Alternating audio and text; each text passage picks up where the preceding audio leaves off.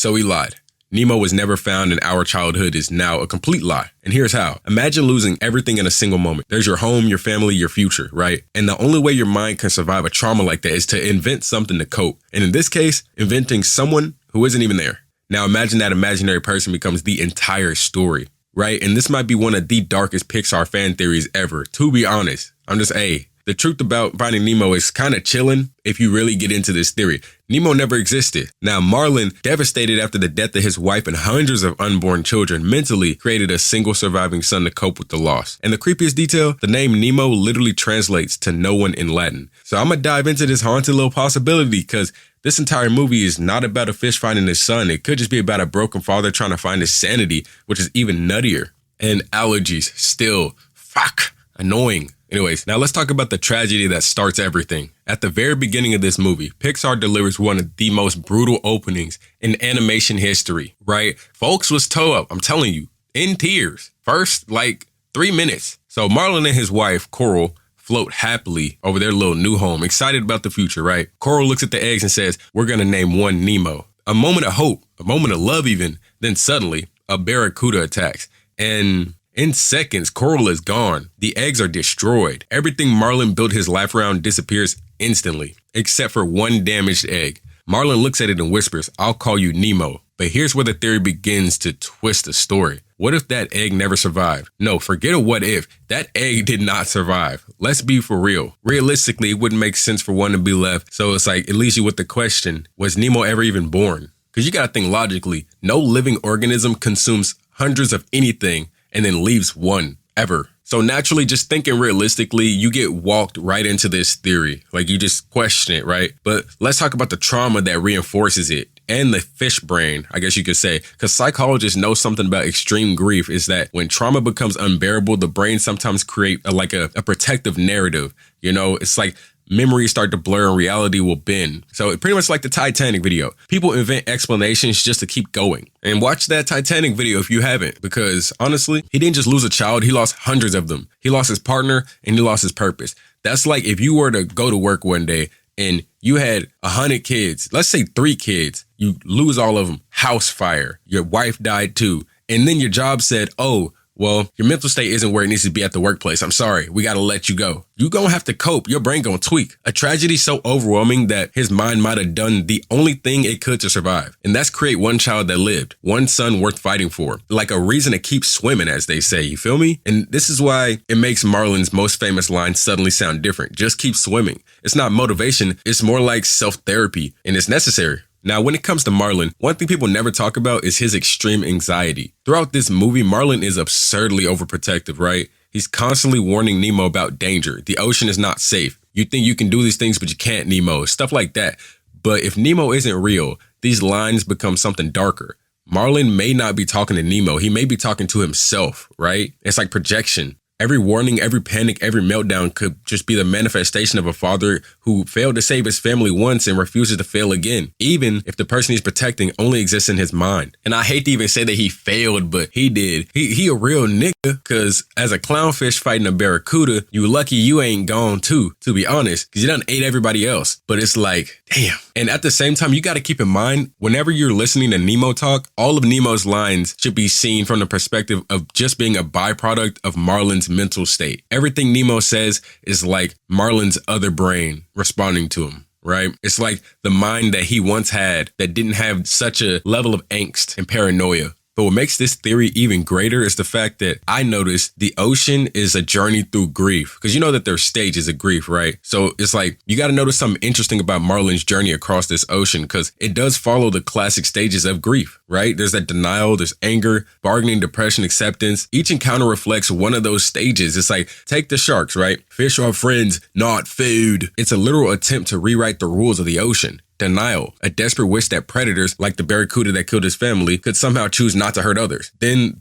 there are the jellyfish, a chaotic storm of pain Marlin just pushes through, and he must push through. The ocean isn't just a setting, it becomes a metaphor for Marlin's mind, and it just reinforces this theory altogether. Now, I want to throw a what if out there, because you know I think Hollywood It's just people's stories, and they just have to get it out through their creative art, right? What if a dude lost his family to a drunk driver driving a Plymouth Barracuda, is my thing. He lost all his kids, his car, his way of living, how he used to be, and his wife. And that caused him to not be able to afford his house, not work the same at his job. And he goes back home and thinks he sees one of his kids, when in reality, he's just mentally trying to cope. And it translates into Finding Nemo, a fish movie. Now let's pivot. If you like the video, hit that like. Let's talk about the most mysterious character in this movie, Dory. She's like a symbol of memory because, as you know, Dory suffers from short-term memory loss, right? She constantly forgets what's happening. And yet somehow she always appears exactly when Marlin needs help. Think about that. A character who literally forgets everything. In a theory where the story might be happening inside a grieving mind, Dory could represent something very powerful, selective memory. She allows Marlin to forget the unbearable parts of reality while still moving forward. When Marlin spirals into panic, Dory resets the moment, like a mental defense mechanism. She could be a death mech. And honestly, as a kid, I always hated Dory because it's like she has a memory that lets her forget things as if she had nothing to remember in the first place, right? So I've always kind of been like, is she even real? Like, is whatever she's thinking legitimately what she's thinking? And then it's even better because Dory's played by one of the worst celebrities of all time. So like literally fuck Ellen. So she deserves to play a character that never truly existed, seriously. And for everybody like, oh, well, Dory has her own movie, so she has to be.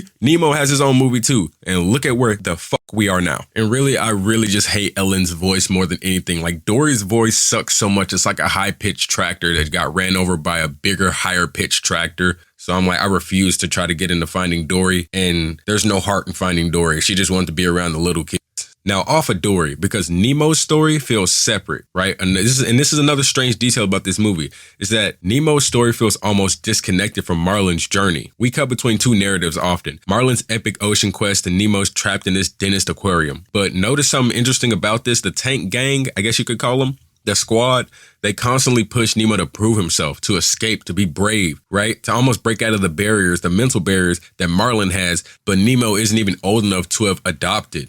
It's almost like Nemo represents a version of a son Marlin wishes had survived, right? Or a version of Marlin wishes he had within him, right? Strong, clever, independent, the child he imagines growing up, or the version of him that could have saved his family. Now let's talk about the symbolism of the name Nemo, because this detail is what makes this theory especially eerie. The name Nemo in Latin literally means no one. And this isn't speculation, it's an actual translation. So when Marlin shouts across the ocean, Nemo, he might unknowingly be calling out for no one at all. And it's a haunting linguistic clue buried within the story, because it makes you think, was Pixar intentionally referencing the famous line from the Odyssey, you know, when Odysseus tells the Cyclops his name is nobody? Or is it just a coincidence? I think it's too perfect to be ignored, as well as there's no such thing as coincidences, especially in this industry, but in general. Because there's no breakdown as to why his name is Nemo in the first place. They're just like, let's name him Nemo. Everybody else has fucking real names. Marlin, Coral, Bruce. What Nemo do you know that isn't based off of this movie? I know a Nemo. And not only is it not his real name, the nickname only stemmed from this movie. So here's my favorite part, the theory in full. At the beginning of this movie, Finding Nemo, the Barracuda attacks and kills Coral and every egg. There's no surviving Nemo. Marlin cannot accept this reality, so his mind creates a new narrative, a single damaged egg that lived, one that still took some of the hits but didn't take all of them, right? A son who needs protection, a journey to rescue him. Simple. Every creature Marlin meets represents pieces of his psychological struggle. As Dory, she represents forgetting painful memories. And then we have the sharks, they represent fear of predators. The ocean journey represents navigating grief. And Nemo, well, Nemo represents the child Marlin wishes he could have saved, right? The entire adventure becomes a mental coping mechanism for a father processing the worst tragedy imaginable. And of course, Pixar never confirmed this theory. And honestly, they probably never would because it's too good. And on the surface, Finding Nemo it's meant to be a hopeful story, right? A father learning to let go, a son learning to be brave. But theories like this remind us how layered great storytelling can be. Even bright, colorful animated movies can hide darker interpretations beneath the surface. Go check out that Speed Racer video I just dropped. Things like that. Because next time you watch Marlin shout into the endless ocean, Nemo, you gon' hear no one. You gon' hear something different. Not a father calling his son, but a broken parent calling out for someone who was never there at all, which is eerie. Now, if you enjoyed the deep theories like this, hit the like button, drop a comment with your thoughts, and like it, debunk it, put it in the comment section regardless, and subscribe for more of these little hidden meanings. And you know how I do. And we just hit 100 subscribers. It's a shout out to y'all. W fan club, W subscribers, W comments. I like people who like to think, and that's this audience thus far. Debunk shit, because that's showing that you're using your brain. Don't just stare at the screen. Listen to the words, right? That's fire. So put your favorite theories and favorite movies, all that in the comment section, because you know I'm going to get to them and I'm always going to respond. So until next time, keep your captions open and stay smooth. You're going to get stuck out there and I'm going to have to get you before another fish does.